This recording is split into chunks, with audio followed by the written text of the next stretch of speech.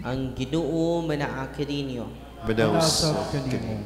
Ang Santos Ebanghelyo sumala ni San Lucas. Mayaw ikaw, Ginoo.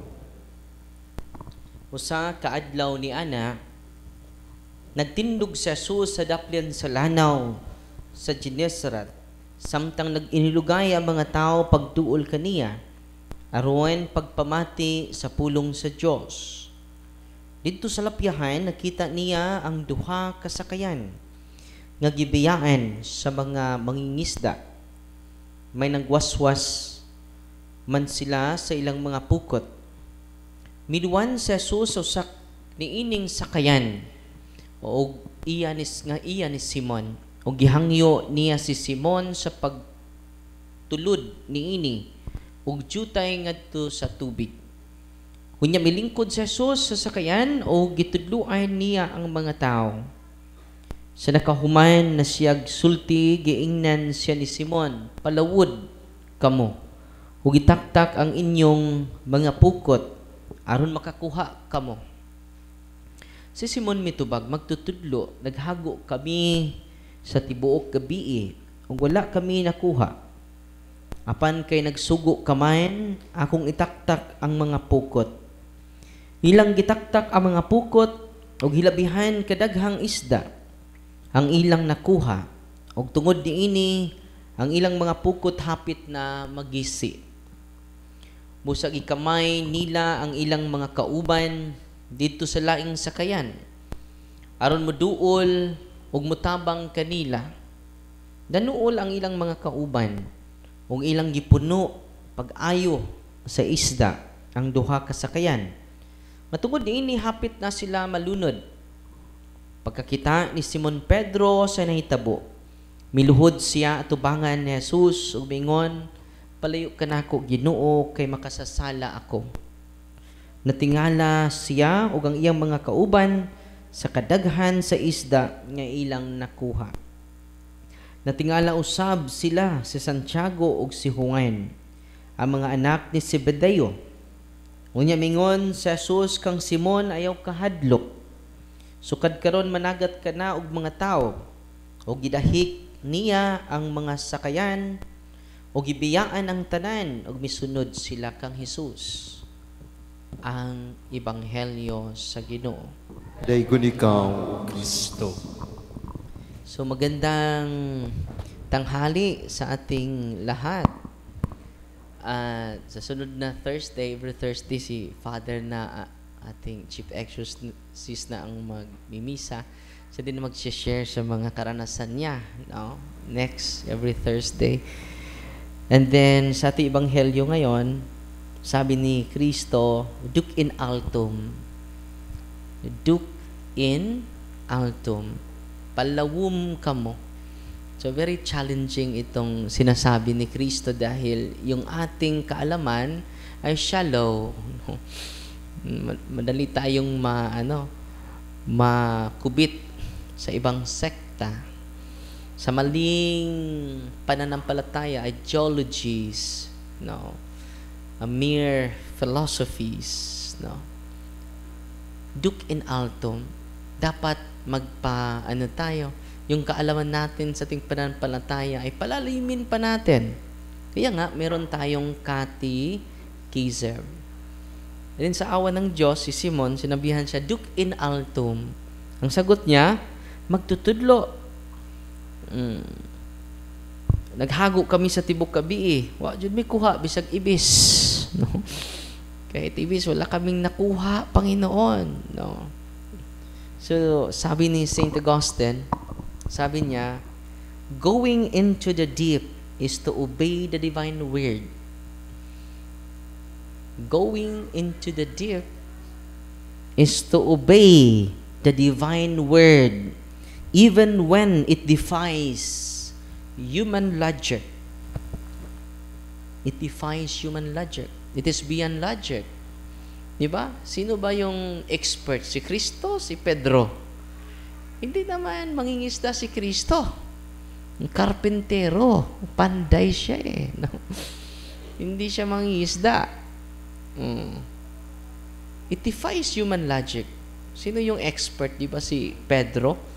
Matagal na siyang nangingisda ng mga isda. Pero dahil sa obedience ni Pedro, no, the obedience to divine word, to the word of Jesus, leading them to abundance.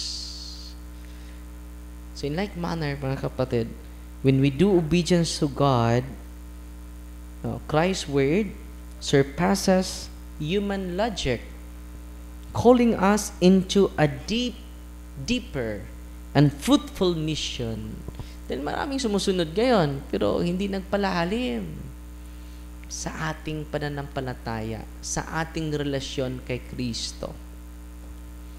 So ngayon, we are invited to practice obedience, like Peter. And in Peter, when he obeyed the divine word, he received abundance.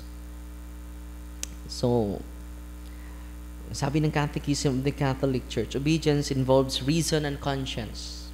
It is not all about blind obedience.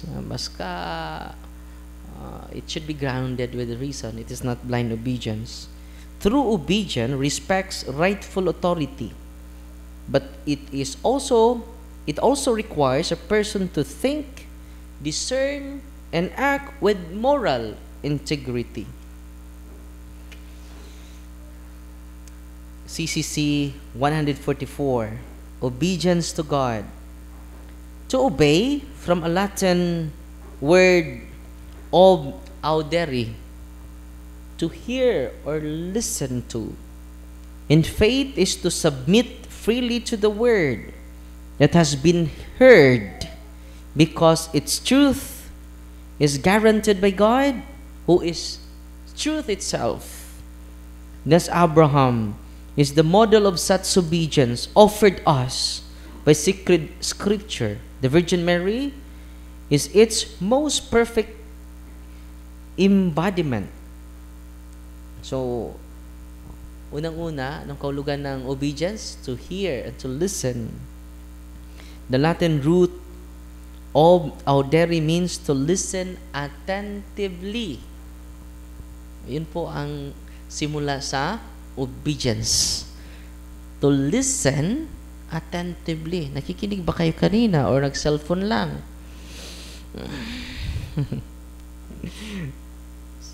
When we give our full attention to the catechism, it is obedience. To listen attentively.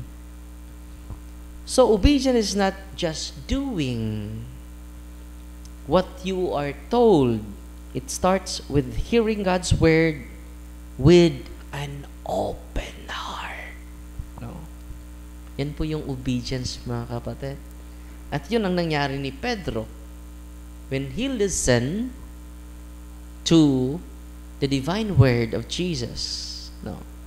Look at what happened to them. Malapit malunod yung dalawang bangka sa raming kuha nila ng mga isda. In like manner, very inspiring.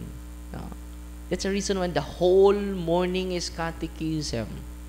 To measure yourself how much obedient you are before the presence of the Lord. No? Listening. No? Sabi ni Kristo, yung mga tupa ko, listen to me. No? So, isa sa mga measurement pala is listen. Paano ka mag-listen kung lagi ka lang nagsasalita dyan sa katabi mo? No? We listen fully when we silent. Irambol mo yung listen. Silent. No? So, connected sila lahat. So, freely chosen submission. Yung obedience pala is freely chosen submission upon knowing the truth. Obedience in faith is not force. It's not coercion. Hindi ka pinipilit. It is a free act of trust in God's truth, not blind or mechanical. No, not blind obedience. Not mechanical. but it is a free act. Galing yan sa 100% na full consent, galing sa puso mo. Saan ito grounded? Saan ito ina-anchor yung free act natin, yung obedience natin? Grounded in God's nature. So, ina-anchor pala natin ito sa kinaiya sa Diyos, God's nature.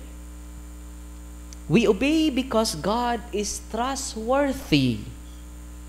Not because we are afraid, but because He is trustworthy. Nararapat. Sa Panginoon po yun. Dahil hindi naman siya liar. No? Di ba sa Ebanghelyo kahapon, nagsasalita yung mga demonyo? Sabi ni Kristo, silent. Shut up. Bakit? Sabi ni St. Augustine, sabi niya, hindi gusto ng Panginoon na yung katotohanan galing sa bibig ng demonyo. The father of all lies, the father of all deception. Para sa kanya, yung katotohanan, dapat maniwala kayo dahil galing ito sa akin. No? Shut up. No. Because demons are the father of all lies. So grounded, itong obedience natin, bakit dudublihin natin ang obedience sa Kanya at sa Kanyang simbahan? Because God is trustworthy. God is faithful. God is honest. God is pure. God is real and authentic. Amen? So, itong pagpunta nyo dito, no, it is a wonderful starting point. So, ngayon, punta tayo dito sa malapit ako matapos sa demonic obsession. Sunod na